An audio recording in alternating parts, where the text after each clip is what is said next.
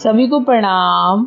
Day 65 हमारी भावी पीढ़ी और उसका नवनिर्माण। आज का शीर्षक है, बहुत ही जिम्मेदारी पूर्वक वाले शीर्षक गुरुदेव ने दिया है कि भावी पीढ़ी की चिंताजनक स्थिति। एक तरह से हमें झलक दिखाया जा रहा है कि क्या स्थिति है। तो देखते हैं इसमें क्या बताया जा रहा है। किसी देश का भविष्य उसकी नवीन पीढ़ी पर निर्भर है। जो आज गोद में खेलते या स्कूल में पढ़ते हैं, वे ही कल समाज का निर्माण एवं नेतृत्व करेंगे। इसलिए छोटा होने के कारण उनकी उपेक्षा नहीं की जा सकती। इस संदर्भ में अपने देश की स्थिति विचारणीय है।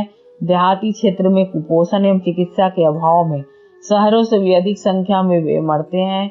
शहरों में अस्पताल है, चिकित्सा सुविधाएं उपलब्ध हैं तथा दूसरी सुविधाएं हैं, इसलिए उनकी मृत्यु दर कम है। आंकड़े बताते हैं कि ग्रामीण जन स्वास्थ्य की स्थिति बड़ी दयनीय है। नगरों में बच्चों की मृत्यु दर 9.3 प्रति हजार है, जबकि ग्रामीण क्षेत्रों में यह 15.3 प्रति हजार तक है। शहरों में शिशु मृत्यु दर 1000 पीछे 70 है, किंतु गांवों में यह 170 प्रति हजार है। गांव में रहने वाले की औसत आयु भी शहरों की तुलना में 10 वर्ष कम है। यहाँ पर इंफ्रास्ट्रक्चर की बात की जा रही है कि हम भावी पीढ़ी की जो चिंताजनक स्थिति देखें तो बच्चे कुपोषण के शिकार होकर या फिर मतलब अच्छे से देखभाल ना होने के कारण उनकी मृत्यु दर शहरों की अपेक्षा गाँव में अधिक है, क्योंकि वहाँ पर सुविधाओं की कमी है और वो नहीं समय उपलब्ध हो पाने के कारण बच्चों की मृत्यु दर प्रति हजार अधिक है। लेकिन अभी अगर वर्तमान में देखा जाए तो ये पहले से जब ये आंकड़े तब बताए गए हैं जब गुरुदेव ने ये साहित्य लिखे होंगे, लेकिन अभी के वर्तमान परिवेश में देखा जाए तो अब आधुनिक चिकित्सा की सुविधा गाँवों में भी होने लग गई है। बड़े पैमाने पे नहीं सही, लेकिन अब इतना होने लग गया है कि लोग गाँव से शहरों की ओर तभी बढ़ते हैं जब उन्हें विशेष जरूरत होती है या कोई विशेष बीमारी होती है। एक सर्वेक्षण के अनुसार भारत में 1 वर्ष से कम आयु के बच्चों की मृत्यु दर 50% है। 1 से 8 साल की आयु वाले की 40% है। ये आंकड़े बताते हैं कि प्रायः आधे बच्चे माता पर 9 महीने वजन लादकर और बाद में उन्हें रोती बिलखती छोड़कर विदा हो जाते हैं। इनसे स्वास्थ्य की आशा इनसे भविष्य की आशा कैसे बंधे।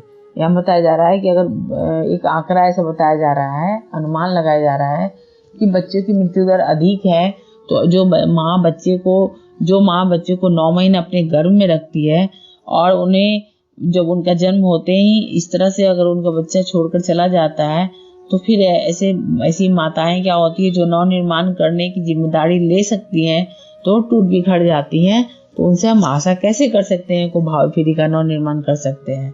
स्वास्थ्य विशेषज्ञों के एक सर्वे के अनुसार विश्व में प्रति वर्ष 1 करोड़ 20 लाख बच्चों की पोलियो से और 50 से 80 लाख तक की टिटनेस, डिप्थीरिया, काली खांसी, छोटी चेचक आदि बीमारियों के कारण मृत्यु हो जाती है।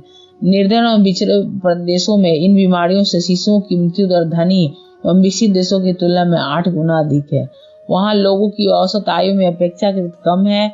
लंदन विश्वविद्यालय द्वारा प्रकाशित एक स्वास्थ्य सर्वेक्षण के अनुसार दुनिया भर में 35 करोड़ बच्चे पौष्टिक आहार, स्वच्छ पेयजल, समुचित आवास तथा 24 का शिक्षा के अभाव में जिस प्रकार जीवन व्यतीत करने और गई गुजरी अनगर मानसिक स्थिति में रहने को बाध्य होते हैं। यहाँ बताया जा रहा है कि विकसित देशों की तुलना में विकासशील देशों में, हमारे भारत देश में भी बच्चों की मृत्यु दर अधिक है। और इसमें एक सर्वेक्षण किया गया जिसमें बताया जा रहा है कि हमारे यहाँ अधिकांश ऐसे बच्चे हैं जो पौष्टिक आहार और स्वच्छ पेयजल से या समुचित आवास से वंचित है, क्योंकि उनके अभिभावक गरीब हैं और वह ऐसे क्षेत्रों में रहते हैं किसी तरह अपना जीवन गुजर बसर कर लेते हैं। सुप्रसिद्ध चिकित्सा विज्ञानी डॉक्टर केन हॉल का कहना है कि अधिकांश शिशु जन्म से ही विकृतियां लिए होते हैं। इन विकृतियों में सिरोवृद्धि, हाथ पैरों का अपेक्षाकृत अधिक बड़ा या टेढ़ा मेढ़ा होना, कानों के बाहरी भाग का गायब होना, आंखें बाहर निकली हुई एवं पलकें जुड़ी हुई, असामान्य आवाज एवं विकास न होना आदि असामान्यताएं हैं जिनका बोझ जिंदगी भर उन्हें ढोना पड़ता है। इसके अतिरिक्त रक्त की कमी और मानसिक विकास में अवरोध ऐसी कमियां हैं जो जीवन को भारभूत बना देती है। यहाँ डॉक्टर केनहाल की मतलब सर्वेक्षण के बारे में बताया जा रहा है कि ऐसे अधिकांश बच्चे जो होते हैं शिशु जन्म से ही विकृतियां लेकर आते हैं, क्योंकि अगर ऐसे बच्चों बच्चे तभी पैदा होते हैं या फिर कोई प्राकृतिक कारण से होते हैं, और कुछ ऐसे आर्टिफिशियल भी होते हैं। अगर माँ कुपोषण का शिकार हो या फिर गर्भावस्था में वो पौष्टिक आहार नहीं लेते हो या फिर किसी प्रकार के अनिजी वाले लाइफ जीते हो, तो उससे भी बच्चे की मतलब शारीरिक और मानसिक अवस्था पर असर पड़ते हैं, उसके प्रभाव पड़ते हैं। डॉक्टर केनहाल के अनुसार नवजात शिशुओं की विकृति का प्रमुख कारण जन्मदाताओं की अभिरुचि, रहन सहन एवं व्यवहार में कृत्रिमता, पालन पोषण की समुचित जानकारी का अभाव, बाजारू रंगीन एवं गंधी युक्त पदार्थों एवं तीव्र औषधियों पर बढ़ती निर्भरता है। शहरों में जहाँ महिलाएं विभिन्न क्षेत्रों में सेवारत हैं, उनकी संतानों में उच्च विचार अधिकतर देखे जाते हैं। नौकरी पेशा महिलाएं दोहरा श्रम करती हैं, अतः वे दुष्परिणाम उन्हें कम देखने पड़ रहे हैं। यहाँ बताया जा रहा है कि नवजात शिशुओं की विकृति का प्रमुख कारण जो अभिभावक है, जन्मदाता हैं, उनके अभिरुचि और रहन सहन और उनके व्यवहार में जो कृत्रिमता और पालन पोषण की समुचित जानकारी का जो अभाव है, या फिर बाजारू रंगीन एवं गंधी पदार्थों या ऐसी औषधि जो तीव्र रूप से लेते हैं, तीव्र औषधि लेते हैं जो तत्काल उन्हें आराम करा देते हैं, लेकिन कहीं न कहीं इसका प्रभाव बच्चे पे पड़ता है।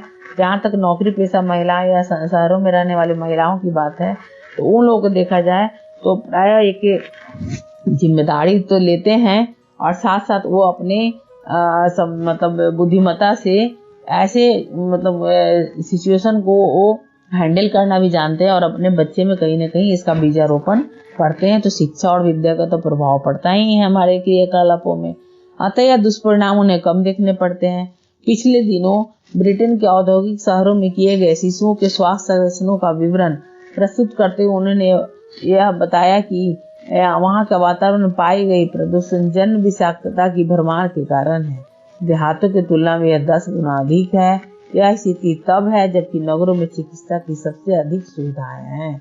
यहाँ पर बहुत अच्छे से बताया जा रहा है कि ब्रिटेन के औद्योगिक शहर में स्वास्थ्य बच्चों के खास करके स्वास्थ्य सर्वेक्षणों का विवरण प्रस्तुत किया गया, तो उसमें बच्चों में सबसे अधिक विकृतियां पाई गई। कारण क्या था? पॉल्यूशन, क्योंकि जहाँ इंडस्ट्रियल इलाके होंगे वहाँ तो पॉल्यूशन होंगे ही, तो कहीं ना कहीं इसके भुक्तभोगी भी अगर हम फैक्ट्री लगाए हैं तो इसके अगर हमें परिणाम मिल रहे हैं तो हमें कुछ उसके दुष्परिणाम भी मिल रहे हैं और उसका भुक्तभोगी भी हम बन रहे हैं। तो उन कारणों से भी क्या होता है, कहीं ना कहीं हमारे भावी पीढ़ी पर प्रभाव पड़ता है। अपने देश का जहाँ तक संबंध है, अन्य देशों से विकृत शिशुओं की संख्या यहाँ न्यूनतम है। कारण यह है कि भारत में प्रदूषण और खाद्यों का प्रचलन उतना नहीं है, यौनाचार में भी अपेक्षाकृत कमी है। गाँवों में दूसरे ढंगों की समस्याएं हैं, शहरों में दूसरे ढंग की है, किंतु दोनों ही क्षेत्रों में बच्चे को अविकसित और अस्वस्थ और अवांछनीय स्थिति में दिन गुजारने पड़ते हैं। समय रहते समस्या का सुधार न किया गया हो तो अगले दिनों हम नई पीढ़ी को इस योग्य न पा सकेंगे जो उज्जवल भविष्य का नव सृजन करने में सफल हो गए। कहा भी जाता है कि स्वास्थ्य सबसे बड़ा धन है। जब स्वास्थ्य ही अच्छा नहीं रहेगा तो फिर हम कैसे मन से कोई काम कर पाएंगे, और स्वस्थ मन में ही स्वस्थ तन में ही स्वस्थ मन रहते हैं, ये हम सब भी जानते हैं। तो हम अपने बच्चे का जब नवनिर्माण करेंगे तो हम पहले उनकी स्वास्थ्य पे सबसे पहले ध्यान देंगे, उनको कोई समस्या ना हो। बल्कि उन्हें देखा जाए तो शहरों की अपेक्षा गाँव में इंफ्रास्ट्रक्चर कम है तो वहाँ दूसरे ढंग की समस्याएं हैं, लेकिन फिर भी सब जीवन बसर तो करते ही हैं। हम कहीं से भी अपनी अभावों को अपनी मूल स्वभाव पर प्रभाव नहीं आने दे सकते हैं, ये हम में कैपेसिटी है। तो ऐसी अवस्था में हम समय रहते सुधार करें और देखें कि जो हमें संसाधन अभी वर्तमान में आधुनिक युग को मिले तो उसका हम दुरुपयोग तो नहीं कर रहे हैं।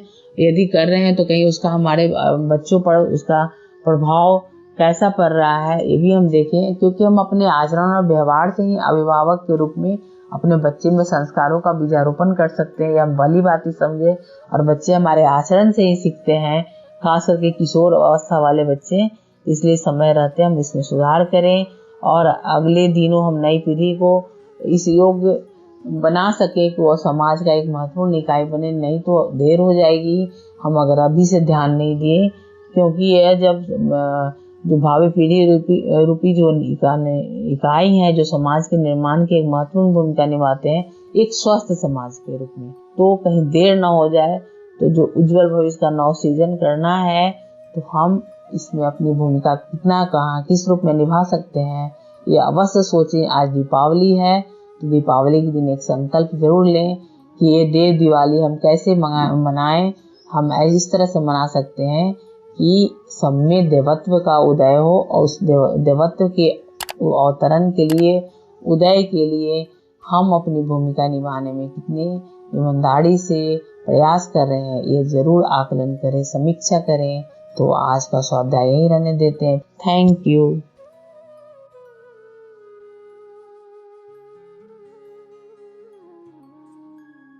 हमारे YouTube चैनल को सब्सक्राइब करें और बेल आइकन को दबाकर ऑल पर क्लिक करें ताकि आने वाले सभी वीडियोस की नोटिफिकेशन आपको मिलती रहे।